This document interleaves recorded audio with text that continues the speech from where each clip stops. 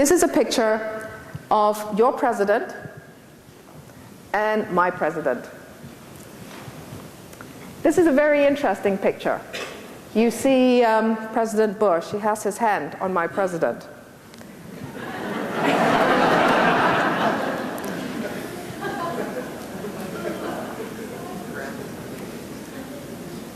Probably we're never going to see an Asian leader do this to each other. What I want to say is this is a vital relationship. This is a very vital relationship for the world. And I hope very much that this is one of those relationships that is able to put down their differences and still try and find solutions to problems. The reason is China is growing very fast. China feels it's at last somebody. And of course, when you think you've been kept down and you're finally somebody, you want respect. So the conversations between the West with China has to keep this in mind. How can we be respectful of a rising nation? Now, the other thing about China is, and it's so different from the US, which is why I think this is such an amazing relationship. And I do think that if we can get this relationship right, the world will be a better place, because you have the United States and the diversity that you have, your ability to renew yourself through elections. It is not what we have.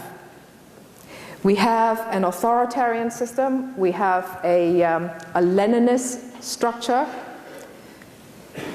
We are still called a communist country, although our economics is really no longer communist. Our structure of government, our party politics is so different from the United States that, you know, this is a bit of a mystery. And what you don't understand is very hard to be sympathetic with. Our leaders are more conservative. They look more conservative. They sound more conservative. But of course, these are our people, and they look entirely different. Never mind what leaders look like, but the people are the people. And this is a picture of my hometown. This is part of the urban revolution in Asia, because we have a lot of population. We have, by and large, been urbanizing very quickly. And one of the things about urbanization is it's very important to have things.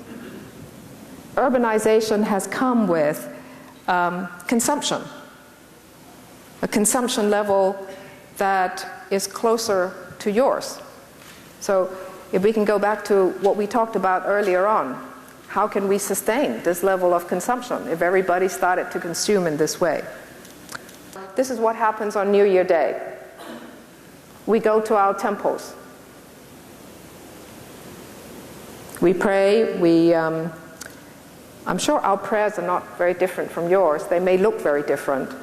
But we ask for better times. We ask for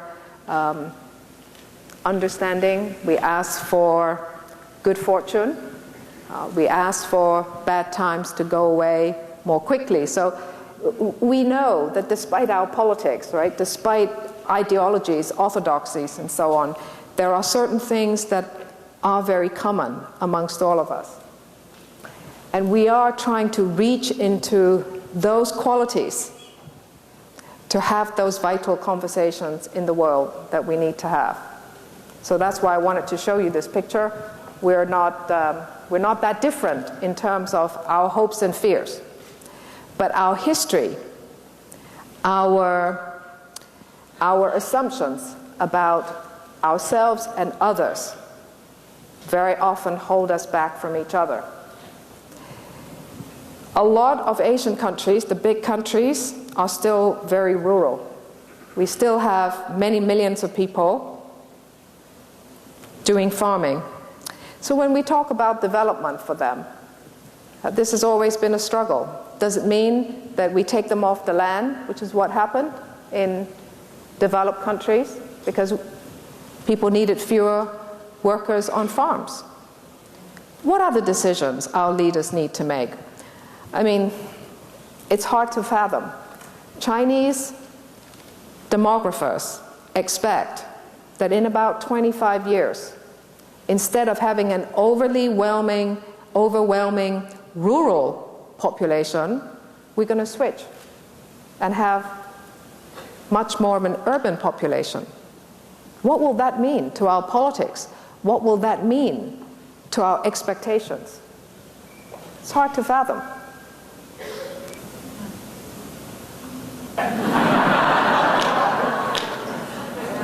What will this mean? I don't know. I don't know what this will mean. We also have tremendous hope that perhaps the conversation between East and West, perhaps not just between America and China, is it possible for a few people to make a difference?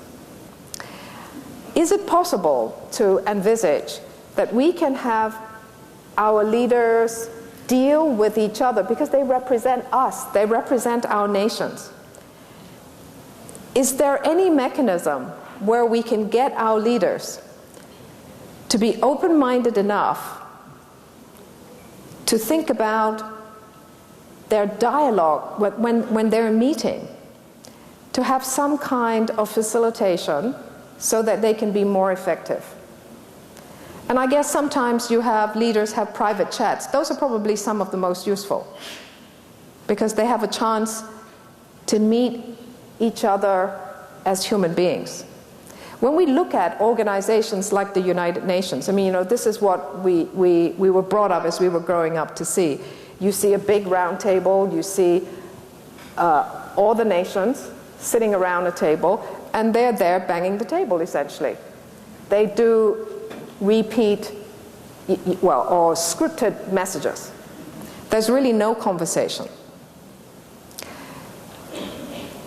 I've been to a number of occasions of, multilateral meetings. The really interesting meetings are the ones in the corridors. In the corridors, you see the body language is all very different. People stand much closer to each other. They have deeper talks. Once they go back into the big room, they're back in their... Exactly, right? So I wonder how this conversation might take place, if there is going to be such a conversation. There will be. There definitely will be. My leader and your leader will have time together. They can even have private time together. They will not be able to converse directly to each other in a common language. So there'll have to be translation. I wonder how that conversation could be. I like to think that conversation could go very well.